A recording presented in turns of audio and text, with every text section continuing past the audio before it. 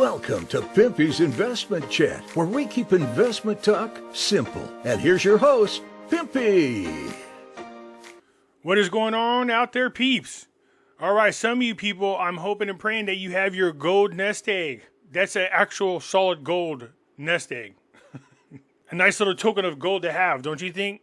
I'll show you something interesting about this here in just a couple of seconds. But first, before we get started, do me a favor, hit the thumbs up button. If you're not a subscriber, please do so, because when you do, it helps out the channel, and I certainly do appreciate it. If you're thinking about buying gold and silver, head on over to our friends at Miles Franklin. The link will be down below in the description. When you make your purchase, make sure you use promo code Pimpy, P-I-M-P-Y, and they'll take care of you. If you have any additional questions, you can reach us over here at this phone number or over here at this particular email. For all orders over $10,000, reach out by email and we'll make sure that you get a great deal. So come on over to Miles Franklin and add to your precious metal inventory. I know, like so many people, we want a live quote right then and there, but this is taking it to a whole nother level.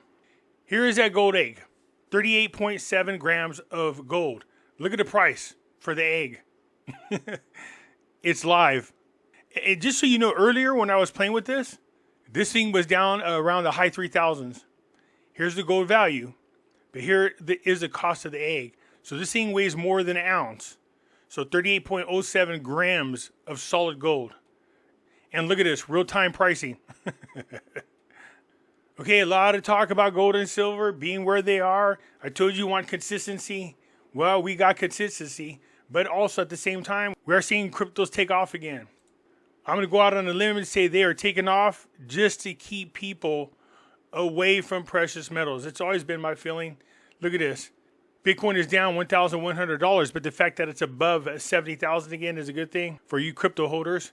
I remember when people invested so much money into Bitcoin and they were really down and about when it went down and they lost a lot of money. And what do I say? Well, don't sell it because it isn't a loss until you actually sold it. Just hold on to it and it'll rebound. Well, Bitcoin has rebounded. Bitcoin is sitting at $70,127 per token. Ethereum is at, wow, man, it is now sitting at $3,790 a token. I'll say the same thing as I did last time. When people look at which crypto to invest in, they always are attracted to the one that has the most money. People are looking at Bitcoin and go, you should buy Bitcoin. It's a better investment. Yeah, but if you look at the overall percentage of increase, Ethereum has increased percentage-wise more than Bitcoin. You make more money off of Ethereum. Ethereum is sitting at $3,790.59 per token. Solana is at $178.29. XRP, as usual, they don't do anything. There's really not a whole lot of gain.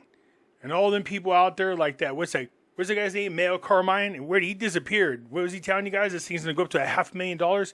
Him and that Leo the Lion or whatever the hell his name is. That sucker ain't budging. It's at 53 cents. Dogecoin at least is up to 17 cents. Avalanche at $41.13. Shiba sitting at 4027. It's creeping up little by little. Polkadot's at $7.62. Look at this. Wrapped Bitcoin. $70,224. It's actually worth more than the actual Bitcoin itself. Chainlink's at $16.78. Polygon's at 73 cents. Litecoin, I was expecting it to be much higher than this, but it doesn't seem to be performing very well at $88.27. Terra Luna Classics now at 30111. State of Chains now at 201111. They were climbing.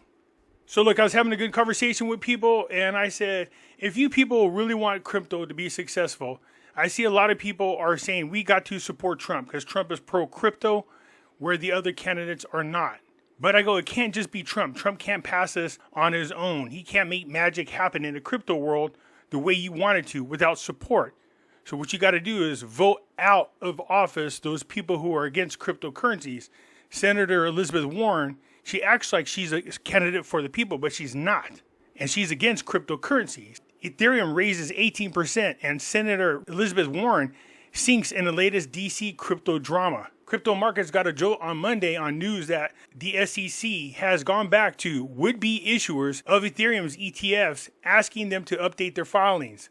This move was widely interpreted as a signal that the agency had suddenly gotten cold feet about its widely anticipated plan to reject the ETFs. In response, Ethereum rose around $3,100 to $3,700 by midnight. The gain was nearly 20%. That also gave a boost to crypto prices across the board. If you look at the percentage, and I'll do a breakdown for you guys by the next video, and you could see what I'm talking about. Back in 2020, when I told people we're going to create this fictitious portfolio, I told people that Ethereum would outperform Bitcoin in this run, and they did. If you put 10,000 down on Ethereum, like I had recommended, then you made 298,000 pure profit. Don't get me wrong, Bitcoin did good as well. So the same thing again, had you invested into Ethereum at the beginning of this last run, you would have earned more money now than you did if you invested into Bitcoin. And I'll show you later on about that. So yeah, if you want there to be the use of cryptocurrencies with no interference, you have to get people in there that are pro-crypto people. Elizabeth Warren is not a pro-crypto person. I was saying we want to see consistency in pricing when it comes to precious metals. This is what I'm talking about. Silver is still above $32, sitting at $32.28.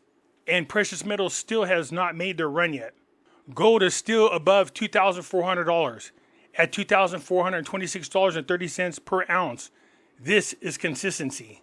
I was having this conversation with somebody in the chat room, and I said, I keep talking about how we're being lied to about numbers, how the media is not your friend.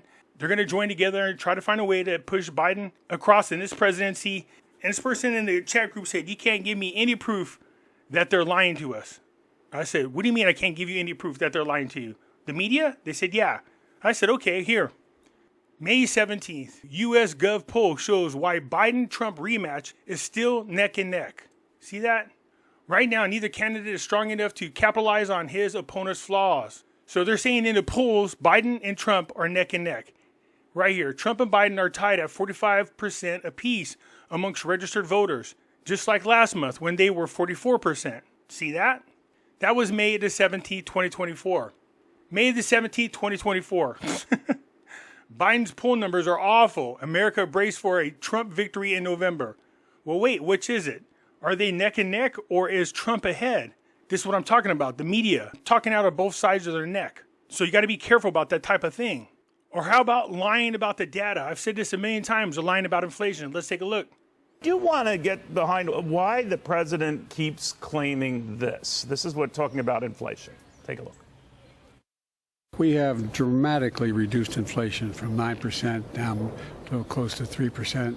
We're in a situation where we're better situated than we were when we took office. It was 9% when I came to office. 9%. But look, people have a right to be concerned. I think inflation has gone slightly up. It was at 9% when I came in, and it's now down around 3%. Jared, why does he keep saying that? You're his top you're the head of the Council of Economic Advisors. Do you ever whisper in his ear, Mr. President, just to be technical about it, it was at 9% when you assumed office. It was 1.4%. It got as high as 9% in 2022. You brought it down from that, but it was never, ever, ever 9% when you came into office. So why does he keep saying it?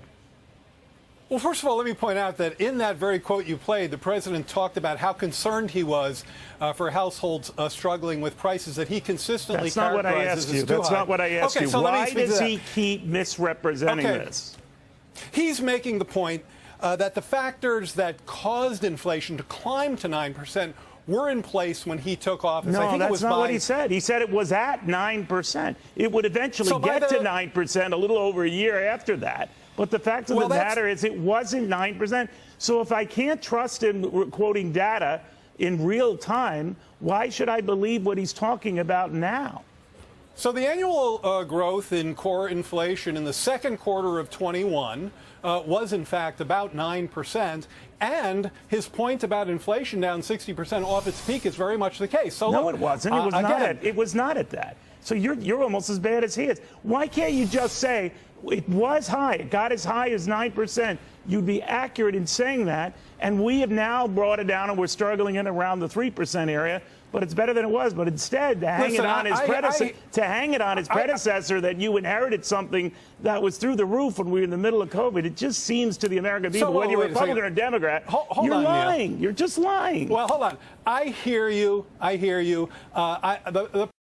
Biden, they're trying to make him look good, and they have him just go up there and lie to the people. In case you guys don't remember, it was Obama who said at first, if you can't convince people that you are the right candidate because they don't like your policies, then you lie about your opponent until they believe the lies. So that's exactly what they're doing. They're just lying to people. They lie about the numbers. Unemployment, job participation is nowhere near the pre-pandemic levels. And Biden out there talking about how he had the best economy, had the highest growth in people going to work is false. He's never even reached pre-pandemic levels. So all those jobs that were there were created by Trump. People just went back to those jobs is all it is. Biden's big inflation problem. Prices are now up nearly 20% since he took office. Well. Somebody is telling the people the truth. Inflation cooled slightly in April, but even the slower price increases revealed this week still added to a tally that is perhaps the Biden campaign's most intractable economic challenge in his 2024 campaign. Prices are measured by seasonally adjusted consumer price index, the CPI, are now up over 19.4%. It's higher than that. I showed you guys. It's actually up 46%. The Trump campaign didn't even wait for the threshold to be crossed Wednesday, with the statement from the campaign press secretary flatly stating that overall prices are up 20%. It's not just that. It is the wasteful spending habits of the Democrats. Are you ready for this? In California, we know about this very well. California boasts about spending $11 billion in 9 years on a 1,600-foot rail bridge that leads nowhere. It's not even installed. This is for that light rail system that they want to make in California. Where is the money? How come nobody is being accountable for this? How come people are not in jail? $11 billion in 9 years for this small stretch of railway. See this? 9 years, $11 billion. And Gavin Newsom and them are celebrating this. They're boasting this. What good does it do? We spent $11 billion in 9 years on a chunk of concrete that's sitting out in the middle of nowhere. This is the type of spending and wastefulness that I'm talking about. People have to be held accountable. Bad spending habits, bad policies, lying to the public, manipulating data are just some of the things that these people are doing that are detrimental to us. And it's why gold and silver prices are going up, and they will continue to go up. So let's go ahead and check out Facts Matters. This gentleman is going to talk to you about gold and silver prices and where they are and where they're going. The 16-to-1, that's, from my limited understanding, that's like a long time, like that's a very long-term ratio, right? That goes back correct, like thousands of years. Very long yes, very long historic look. I don't anticipate we'll ever be back to that point, but certainly getting more in line to like a 40-to-1, 50-to-1 will be super beneficial for silver. And I think it is getting harder and harder to mine, to pull it out of the ground, getting more and more expensive to mine. And silver will be probably the biggest benefactor of any kind of rate cut, because you're going to see that dollar pull back significantly. And when that dollar pulls back on the DXY, silver, is kind of like, keeping a balloon underwater. You're going to see it, or a beach ball underwater. You're going to see it shoot up pretty quick. In regards to silver, I was thinking about it recently because I personally have been stacking a lot of silver like over the last, I guess, 8 years now. And I was debating in the last week about whether I should increase my position in silver or gold.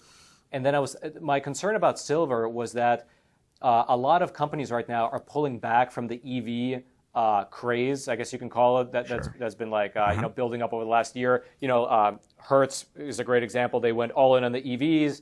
And then recently they had to sell them all because there was just no demand, no interest in them. They were creating a ton of problems. Right. And same thing with manufacturers. They're pulling back on that production.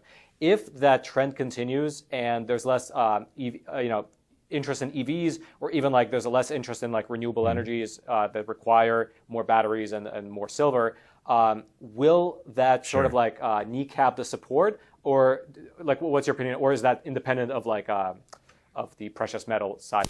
Yeah, so that's a really good question there. It certainly doesn't help if they're using less and less of it, but we use it in so many different kind of consumer electronics, not just EVs. And there is going to be a major shortage of silver because again, it is getting harder and harder to mine. It's getting more expensive to find new mines.